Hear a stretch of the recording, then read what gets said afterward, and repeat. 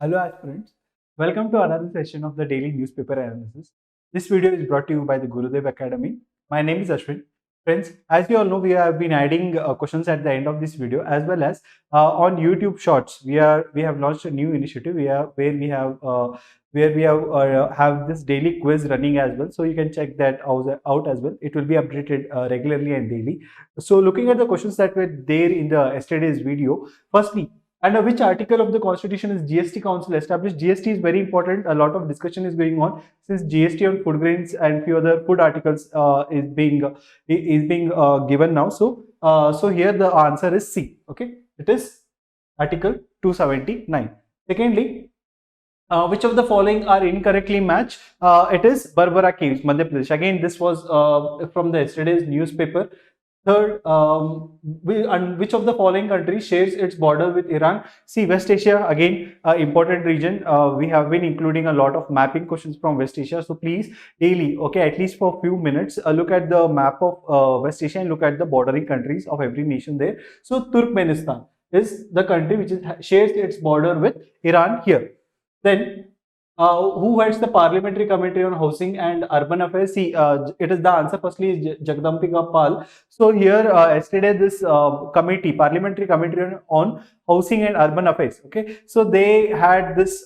They recommended that every metro rail, okay, or every metro rail projects or the rails that are running, they should have a comprehensive law. They should have a similar law. So please look at it whenever such laws are given, such articles are being talked about in the newspaper.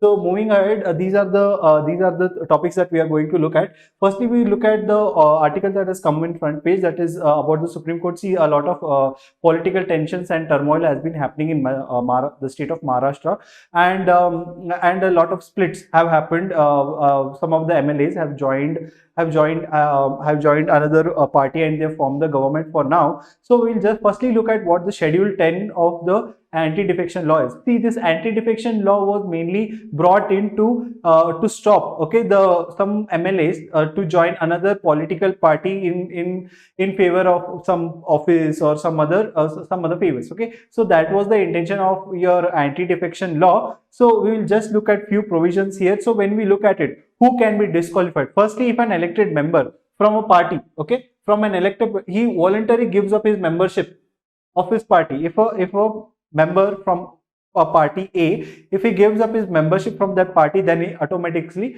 disqualifies. Secondly, if a member votes against the directives of a party or ignores the whip, see, this is also the case here when the rebel MLAs, okay, they voted in favor of the government that has been formed, but the previous government which was there, and from which factions the split has happened now, the whip, okay, the main whip had urged these members to vote against the no confidence motion. So again, such condition has happened, and so these members should be disqualified. Thirdly, an independent member joins a political party after getting elected. Okay, so this year we had this question of this anti-defection law where an independent member joins a political party after getting elected, whereas for the nominated members, after 6 months, okay, after 6 months, if he joins any political party, he will stand to be disqualified. So here again, who has the power to disqualify a member? It is the Speaker of the House who has the power to disqualify any member if such occasions have happened.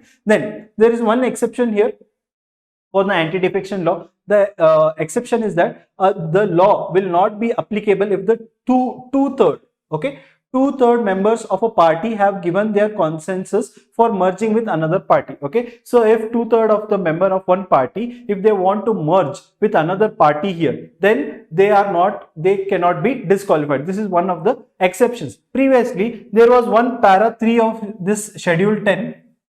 Okay, the para 3 of the Schedule 10 said that if the two-third, okay, of a political party, if they decide to split, okay, if they decide to split here, and then if they don't form any party, okay, they don't form their own faction, but they just want to form their government, then they also cannot be disqualified. Fine, this was one of the part of this para 3 of the Schedule 10. This mentioned it, but this para 3 was cancelled out. Okay, it was removed from the original Schedule 10 under your 91st Constitutional Amendment Act of 2003. Fine.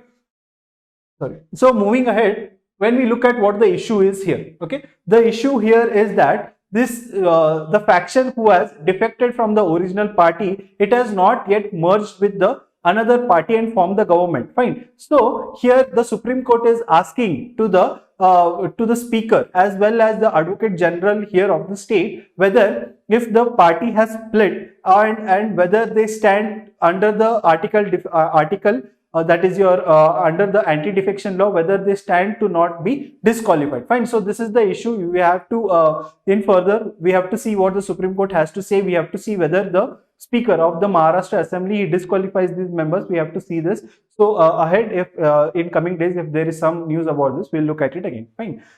So moving ahead, this is one of the main editorial that has come up: revamping Indian school health service. See, Indian school health service since the time of COVID. Okay, since the time of COVID, we have this learning. Okay, the learning recovery has been happening post COVID times when the students are returning to school. Since COVID time, the schooling system was stalled. Okay, the students were not able to attend the schools. They were not able to pass the exams, so they were not able to write the exams and all. Now that the post COVID times, now the schools have restarted the learning. Okay, the learning recovery is happening, but whereas the health recovery is not happening, because see, what is the main objective of your schooling health system? It is promotion of positive health. It is prevention of diseases. It is early diagnosis and treatment and raising health consciousness. See, when we talk about school children, okay, school children they have low sickness rate. They have very low sickness rate, but they have age-specific health needs like adolescent health. Okay, adolescent health. When these school children, when they need adolescent health care in the form of in the menstrual education. Okay, it is found out that the healthy knowledge and lifestyle that is acquired in the schooling system, it gains a lot of significance. It has a lot of effect when they lead their life later on. Like for example, tobacco prevention. Okay, when the tobacco prevention knowledge is given to them in the early stages, then these school students, when they lead their life later, they take the early tobacco prevention knowledge and they avoid tobacco. Fine. So these are some of the effects and these are some of the importances of school health services. When we look at the history of school health service in India,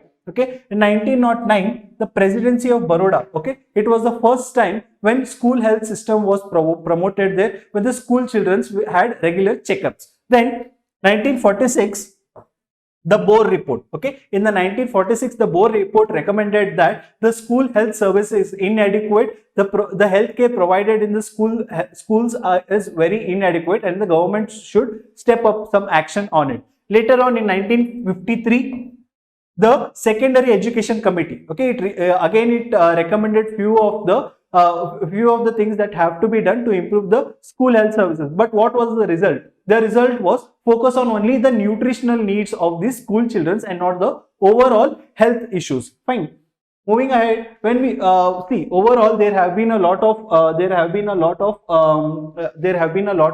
initiatives that have been taken up. See, in 2.5 years of COVID, there are barely any serious initiative about school health. That is what I mentioned earlier. The article also tells about, see, the first documented record of school health services in India. Okay, it recommended what? It recommended comprehensive policy interventions dealing with school health programs and feeding programs, school feeding programs. Okay, that was your Secondary Education Committee. That was the recommendations here. Then when we look at internationally, okay, internationally the WHO as well as the World Health Organization as well as WB, that is your World Bank, has launched something called as Fresh Initiative. Okay, it is mainly focusing on the framework. Okay, it is telling what should be the overall framework, how a school health policy should be devised. Okay, what are the main components of school health policies? Firstly, it talks about water, sanitation and environmental needs. Fine, these are the basics for any school health services. Fine, it also talks about skill-based health education. It talks about how these health educational systems that are present, the higher education systems, they should also include something called as school health services. They should also include what is needed in their curriculum for the school health services. It also talks about skill-based health and nutritional services. Fine. It talks about how skills are needed in case of health and nutritional services as well. See, when we look at WHO, WHO has also recommended about school health services. It also says that local needs should be assessed. See, every school, see, one size does not fit for all. Every schools have different needs. There may be a need of some type of nutrition in one area. There may be a nutritional need in some other area. So local needs have to be assessed. Health promotion, as I mentioned earlier, health and health education. Fine, these are some of the recommendations by WHO. When we overall look at it, the editor here gives some of the approaches that have to be followed by our system to improve the school health services. Firstly, they talk about the review the status. Okay, so we have to review what is the present condition of the school health service. We have to look at what is the condition, the data, the metrics have to be compiled, and research has to be made on it. Secondly, it talks about revamp and strengthening. Fine, revamp whatever the school health service now that is being provided. It is not adequate. Okay, it is not adequate. Hence, we have to revamp and strengthen the school health service. Secondly, it talks about build upon the existing school infrastructure. Again, so whatever the school infrastructure that provides for health services for its students, it has to be revamped and strengthened. That is the intention here. Secondly, school health clinics should be supplemented. Fine. So again, the government has to act and should supplement on whatever the school health clinics needs are there. Like some of the school health clinics need some of the infrastructure like nutritional needs. Okay, some of them may need tools to implement awareness about the health services that a school is providing. So such type of supplement should be provided for the school health clinics. Thirdly, it talks about the role of parents. Okay, so the parent teacher meeting that regularly happens in schools, it has to be revamped. Okay, it has to be redesigned such that the parents have to be made aware about the school health services, about what type of health services that school is providing. It has to be made aware to the parents so that they also get involved in the decision making when it comes to school health services. Then it talks about inclusion of private schools. This is very important here because see, when we talk about school health service infrastructure, it is mainly concentrating on the public institutions here. Fine. So the private institutions, when they are also included, the barrier here is removed and the school health service becomes universal here. Then it talks about Ayushman Bharat scheme. See, Ayushman Bharat scheme also had this component where it talked about the school health services. Fine. So since COVID time, we have lost the relevance of school health service in Ayushman Bharat scheme.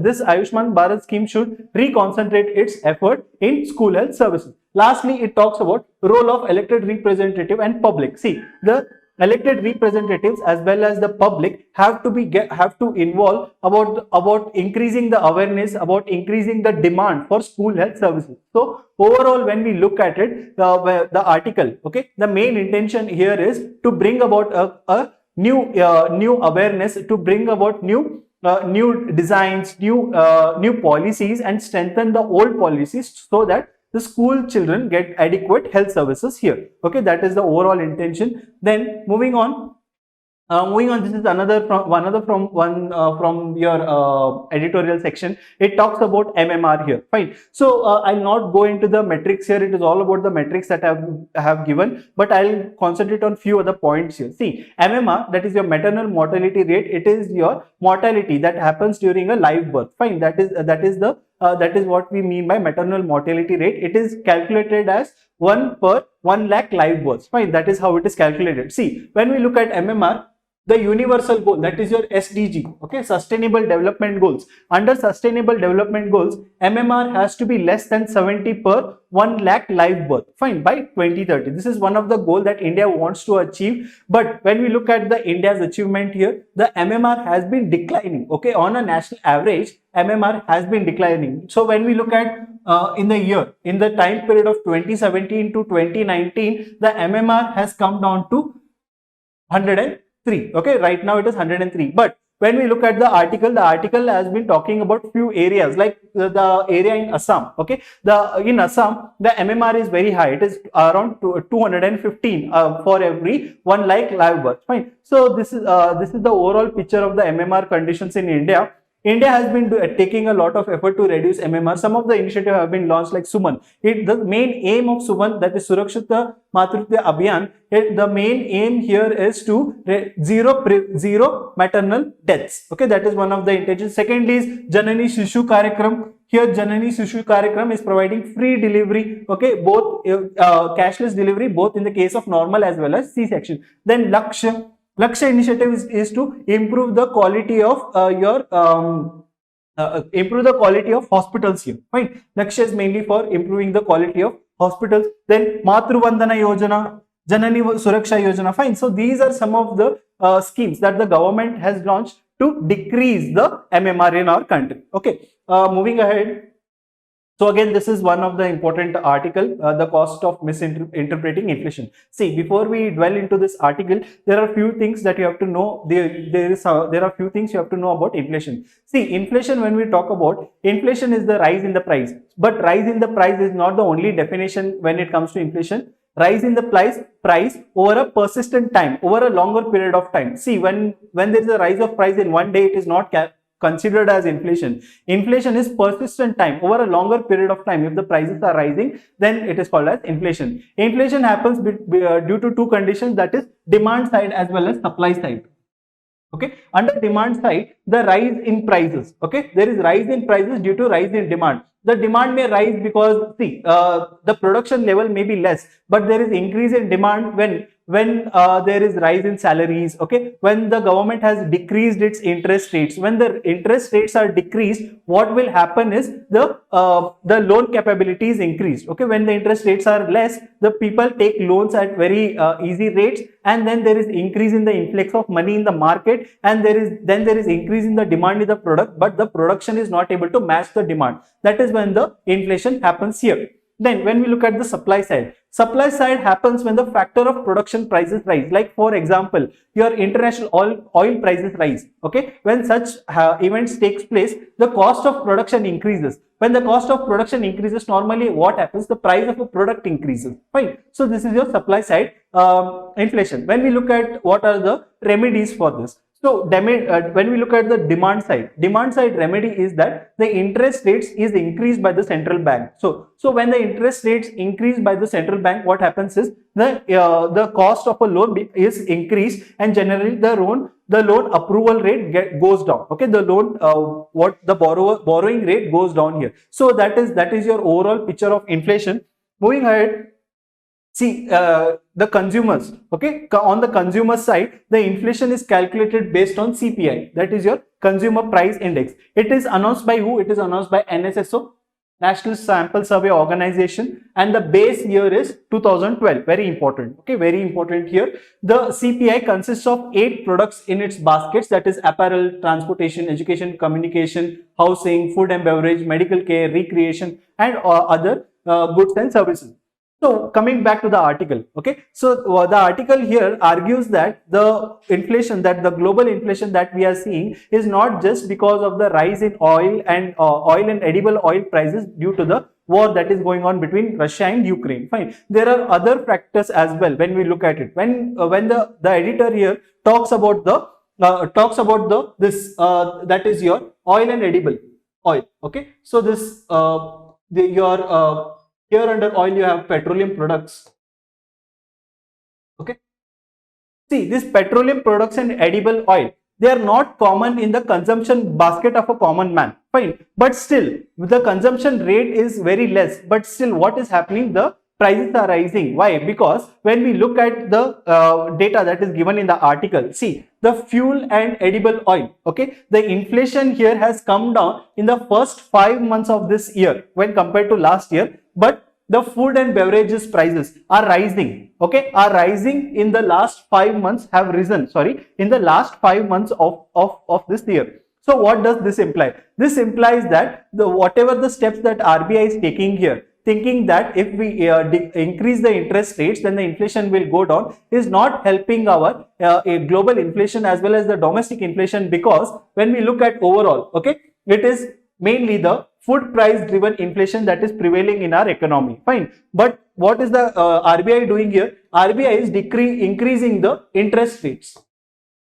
The interest rate increase that RBI is doing here has nowhere helped us to bring down the food price inflation that is happening here. Fine. So what is the what is the overall article? Okay, when we look at the end part of the article here, the editor, okay, he has given few quotes. He has written few quotes that have been quoted from some of the famous economists, as well as the head of the Federal Reserves of US. They have said that they have to increase the food production here. Until and unless the supply of food is increased in the international market as well as the domestic market, what is going to happen is the food price inflation will keep rising, and the interest rate price increase that the RBI is doing here will nowhere help in decreasing the overall inflation. That is the overall crux of this article. Please read the article. The article is very important. It has explained very nicely and in a simple terms what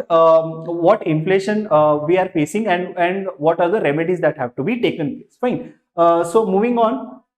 Coming to the last article of the day, see, cheetahs likely to arrive in Kuno before August 15. See, India, there are no cheetahs found in India. Pre-independence only, we lost the last species of cheetah in India. So the government has tried to reintroduce cheetah in India. So they have followed this action plan for introduction of cheetah in India, which has been done by NTCA, that is your National Tiger Conservation Authority. This National Tiger Conservation Authority comes under MOEFCC, that is Ministry of Environment, Forest and Climate Change. What is the overall intention of this plan? The overall intention of this plan is introduction of 50 cheetahs in 5 years. These cheetahs are being brought from Namibia and Botswana, fine, and these will be relocated in Kuno, that is National Park, Kuno National Park, that is in Madhya Pradesh. See, you have to note one thing here. Initially, the plan was to reintroduce Asian cheetahs. Okay, Asian cheetahs are found right now only in Iran, but later on it was found that it won't be feasible, because since the Asian cheetahs are very vulnerable, fine, they don't adjust to any other climatic conditions. That is why the habitat is also very different for Asian cheetahs. That is why it was later decided, and Supreme Court also intervened, that African cheetahs have to be introduced in India. When we look at the overall difference between African and Asian cheetahs here, African cheetahs are very, that is your IUCN status. Okay, IUCN status, when we look at it, the African cheetahs are vulnerable, and when we look at Asiatic cheetahs are critically endangered. Okay, and here African cheetahs are found in whole of your Africa, whereas Asian cheetahs are found only in Iran. That is why they are critically endangered for now. Then African cheetahs are bigger than Asiatic cheetahs. Okay, they are bigger than Asiatic cheetahs. Then Asian cheetahs are smaller and has more fur hair. Fine. These are some of the differences between African and Asian cheetahs. See, if cheetahs are reintroduced in India, then India will be the only country where these 5 big cats are found. Okay, 5 big cats when we look at tiger, lion, cheetah, snow leopard and clouded leopard. These are the 5 cats. And if cheetahs are reintroduced in India, India will be the only country where you will find all these big cats. Fine. So that's all from today's analysis.